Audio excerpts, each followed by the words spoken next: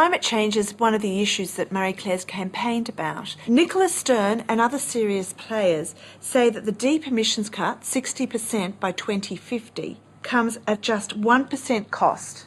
Well, I'm sceptical about that, and so are a lot of economists who thought that the economic calculus that was employed to arrive at that figure was incorrect? Debatable. I want to entrench what I call a balanced approach to climate change. We mustn't do silly things on climate change, do things that damage our economic advantage, but we mustn't ignore it, and I think I'm better able to achieve that balance because I'm prepared to consider all the alternatives like nuclear power. Our policy is clear-cut. Ratify Kyoto. When it comes to action on climate change, what we do nationally is important within Australia.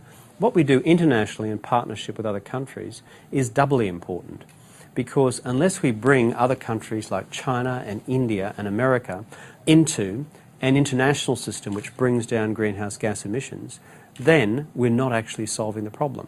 Part of solving the problem, therefore, is through international cooperation. And what's the vehicle through doing that? Ratifying Kyoto. You've got to know the impact of them before you commit yourself to them. I'm not against committing ourselves to it, I just want to know the impact. At home, what changes have you made? Water tanks, I've insisted on them being installed at Kirribilli House. We're having a very large 27,000 litre one installed. Now, I had a bit of trouble with the heritage rules relating to Kirribilli House. You know what it's like. We installed a very large rainwater tank probably 1 or 2 years ago, and that's what we've done in Brisbane.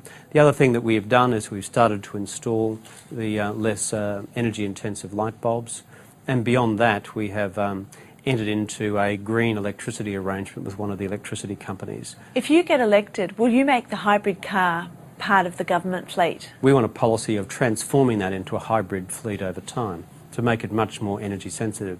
Personally, as a Member of Parliament, we're not offered on the standard list of cars, hybrid cars to buy, because there is no Australian manufactured hybrid car.